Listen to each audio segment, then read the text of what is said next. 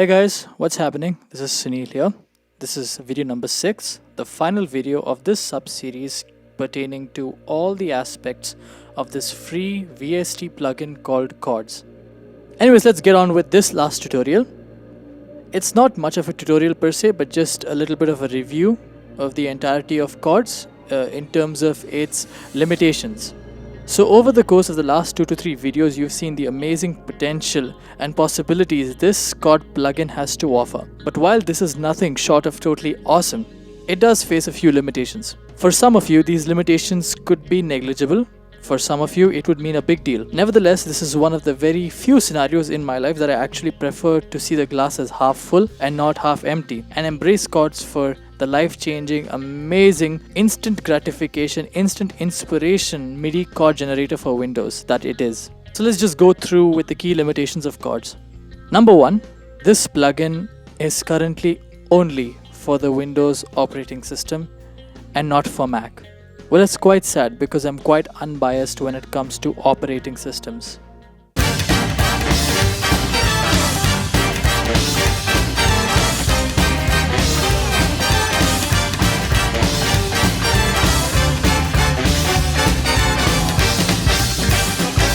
Now, as much as I'm super stoked for this being only on Windows platform, it's a huge drawback for me personally and eventually, as I have to have a Mac or a MacBook Pro going forward in any of my musical endeavors, whether professional or even educational. Now, don't get me wrong, I'd still prefer a completely maxed out version of this series of laptops called the Asus ROG, which is loaded with 64 gigs RAM and other insane features for my music and video editing capabilities. However, this is real life experience. Upon trying to apply for several music schools abroad and India, mainly abroad, it was a standing instruction and a mandatory requirement to have a MacBook Pro. And it doesn't end there. Even in film production houses, only Macs are preferred, and that is a reality, my friends. Now, I'll swear by the Apple iPod Classic, alright? I have no problem with that particular product of Apple. And even if they brought back a limited edition of the iPod Classic in a 500GB to 1TB series for a costly price, I'd still be in line for that, as that device goes straight to my heart. It's beyond sentimental and a feeling that is very, very personal. So I brought the iPod reference up because their new line of MacBook Pros are, for lack of a less diplomatic term, disastrous. And after having had worked on a Mac quite a few years ago, those things also crash. Those things also hang, etc. Maybe the saving grace of Mac systems is the relative stability of the OS and certain drivers on some programs, but not all. Take it from me, real life experience as a video editor. There's this software called Premiere Pro. It crashes as many times on a Mac as it does even on Windows. So coming back, as and when I decide to tell my dad that I'm planning to reduce the weight of his wallet and make it size 0 by purchasing a MacBook Pro, most likely the recent one, I will make sure that I have a Windows boot partition as well. It's wishful thinking that if the creators of CHORDZ plugin make the exact version of Mac and sell it for a price anywhere between $100 to $200, I would be first in line and pick it up because of the sheer customizability and flexibility of this plugin. It's quite unparalleled with the other MIDI chord generators I've used. I've also purchased another MIDI chord generator called Auto Theory Pro, and I've used another freeware plugin called Tone Space. Now, in terms of flexibility and customization, the other two softwares that I mentioned are not even nearly as flexible as CHORDZ. Well, credit given where credit is due. Auto Theory Pro, the software, the paid software, is not all that bad. There are quite a few presets, a few customization options, as well as an inbuilt strum-like option that I detailed across with regard to CHORDZ in tutorial number 4. But it is not as easy as this. Which brings me to the second limitation / disadvantage of CHORDZ. That is the inability of CHORDZ as a plugin to save MIDI chord information notes, but only saves the individual notes triggered. Now I'm going to show you a live example by recording 10 seconds of music information both with the use of CHORDZ and then with the help of Auto Theory Pro. First, we'll record with CHORDZ. The preset I've used for this is the chord progression called harmonic minor. Now I'm going to go ahead and do the recording at 100 BPM.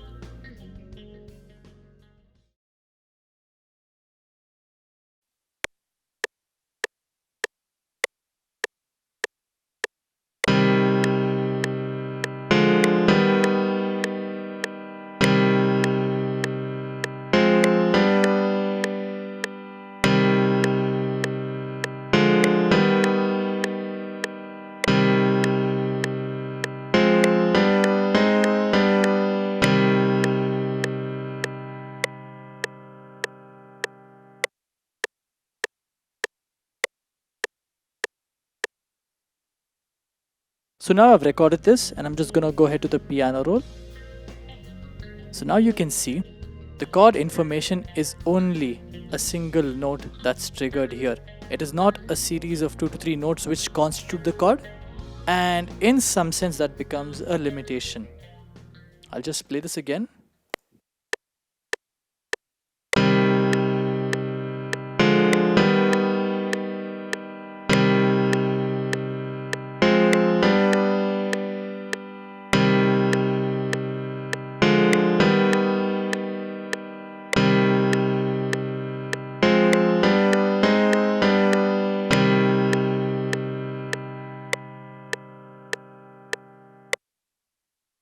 So why I feel this is quite a disadvantage is that maybe at times you'd want the MIDI information as chord notes and incorporate them on another instrument per se. You technically cannot use this as any MIDI information to generate on 2 other plugins unless you've routed the very same plugin to another preset. So the inevitable part is that you will get an output in terms of a wave, an MP3 or any sort of audio file with this information.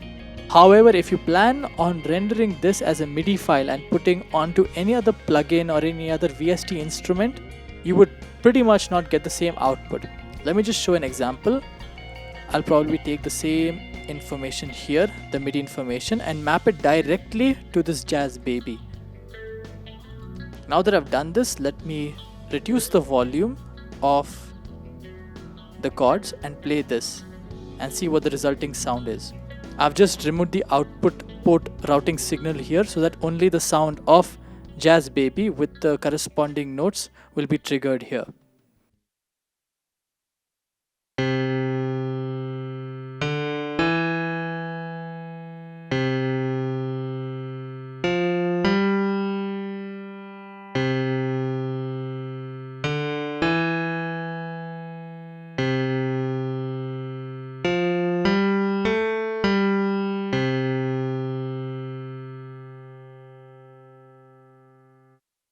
So 2 things. One is that it's no more chords. You don't hear chords per se. And the other thing is the chord progression that was taken here was harmonic minor, whereas what you heard was pretty much notes from a more major scale. So that could be kind of a bummer. However, as I said, to try to view the glass as half full, the remedies or workarounds this are, if you're okay with getting only an audio output, you can route it back here and render this final file as an MP3 or wave and get your chord information sorted. Or what you could do is simply remove this instrument, a Jazz Baby, delete,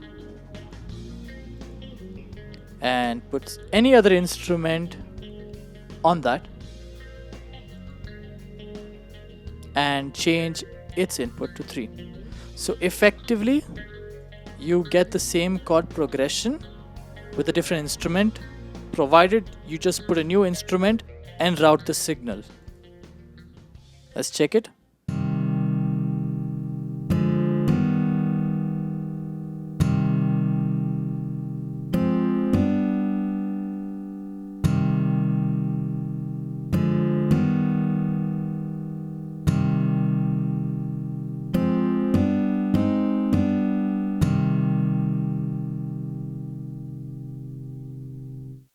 I personally feel that while you make music compositions, music scores, and have certain chord progressions in mind that you'd want to incorporate into other instruments, it's ideal to have the same MIDI information.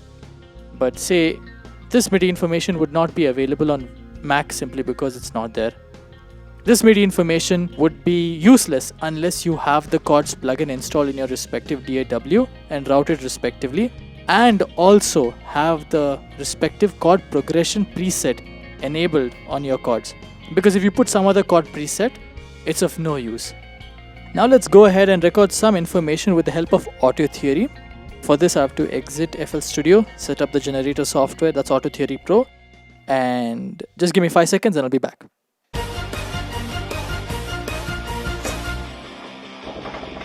So I've got Auto Theory Pro open. Let me just load it here.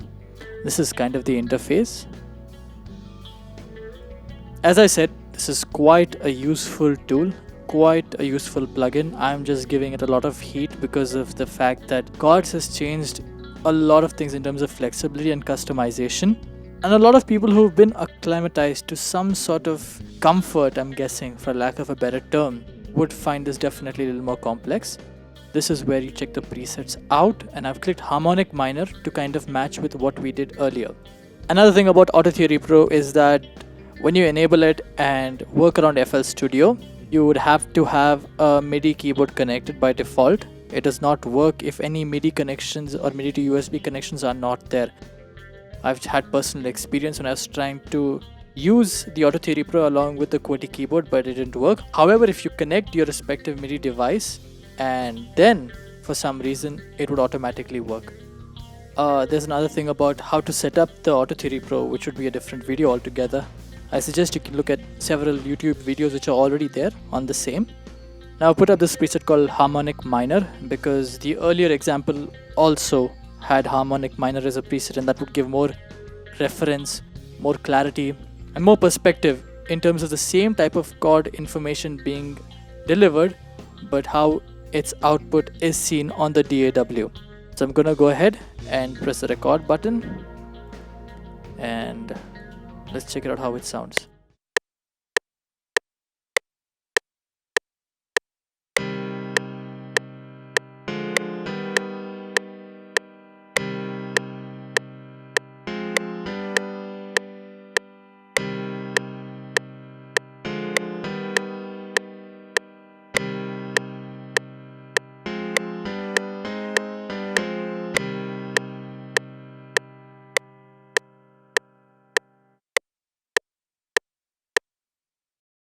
So this is clearly the differentiating factor and a redeeming factor of sorts, and quite a significant advantage of using Auto Theory Pro. Please note, Auto Theory Pro is a paid software available for both Mac and Windows. And from a rather professional perspective of working in studios, working for projects, the fact that you have 3 notes which constitute a chord appearing like this MIDI information is very, very, very useful. Now, without the help of Auto Theory Pro, I could use the same chord information and put it across different instruments and it would sound the same. Let's just do that.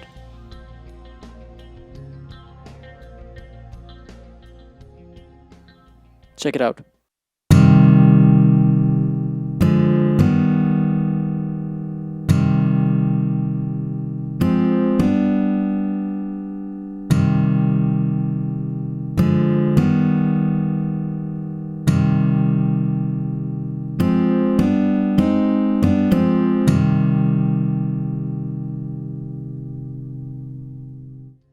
So out of context for now, I had played the same notes before recording on the QWERTY keyboard.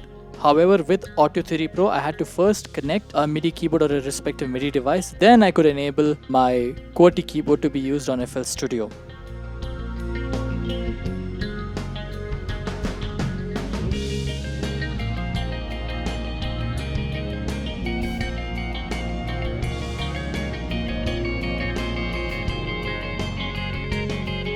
So that shows that all the MIDI information has been recorded as multiple notes, aka chord information on that instrument, unlike the plugin CHORDZ, which had only single notes, which somehow through some algorithms within itself as a plugin generated chord sounds. Now, how is this MIDI information generated by Auto Theory Pro useful?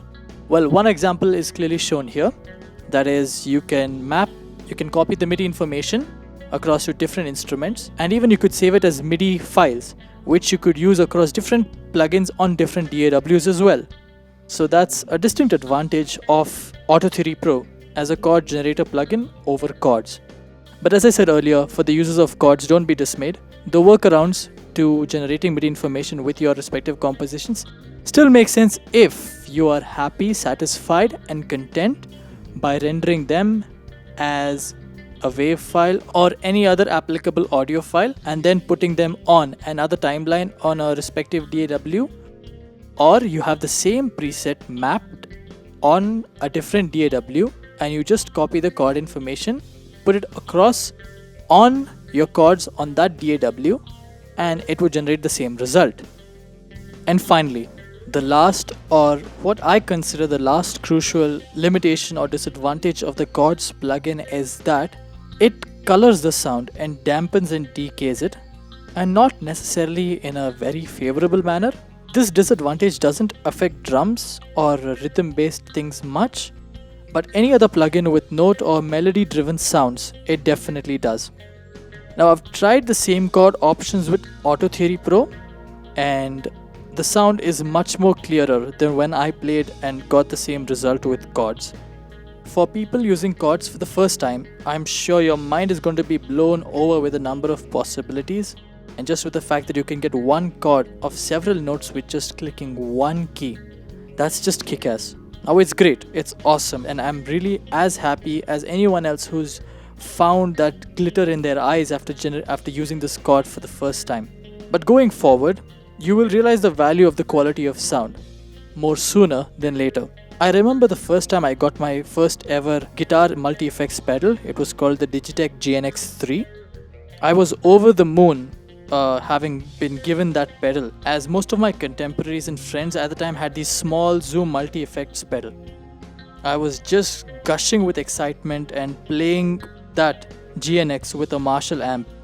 And it was just a treat as I'm hearing these crazy new sounds, modulations and distortions in my room.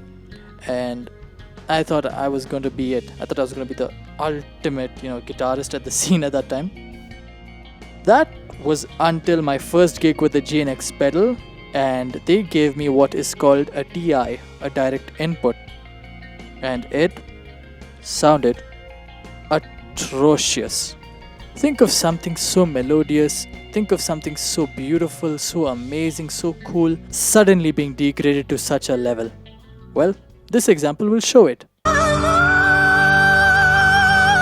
working!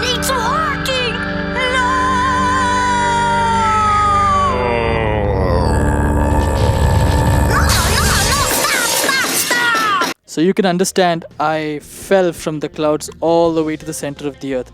And it took me almost 10 years, that's right, 10 years to refine the sound and tones of my guitar effects processor. Refine my sound of the GNX to such a point that with or without the amp, it would sound awesome both in a room as well as sound great live. I hope you guys could infer from why I gave this example, because quality matters. So that's a bit of a deal breaker for me, but I guess people can still find solutions to the same. I've lived with the sound output generated by CHORDZ and try to EQ it and try to match it and try to make it more pleasant to the ears. And you can do it by obviously learning a little more technical aspects of music production that is more into audio engineering, such as EQing, compression, etc. It can have a favorable effect on it. So all in all, these are what I consider the limitations of CHORDZ.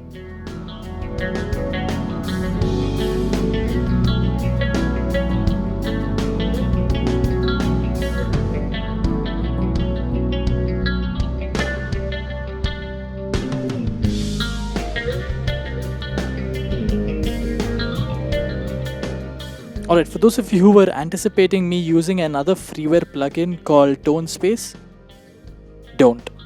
As tempting as it may be to have a lot of options there, flexibility in terms of inversions, etc., it is quite an unstable plugin, especially when pressing the record button and function both on FL Studio and Reaper. Hence, I completely omitted the use of Tone Space. So that, my friends, brings this sub-series to an end. Well, technically, this is not the end of the whole series, that is the Poor Man Rich Music series. This is only end of this sub-series. And in the next sub-series, I'll be catering to reviewing freeware instrument plugins. The objective of that is that we are flooded with a lot of free stuff, that we are kind of overwhelmed and do not know which one to pick unnecessarily. Well, this is to help streamline that option, make your judgments, your decisions more clear. That covers the entirety of CHORDZ as a plugin, right from its interface and basic use to its several features, customizations, and touching upon some of its strategic limitations. That being said, this is the end of sub-series of CHORDZ. Use these tutorials, have fun and experiment, as I said infinite number of times. Experiment with these plugins, presets, tools, etc. Have fun with it, and I'll see you soon. Take care. Cheers. Psycho out.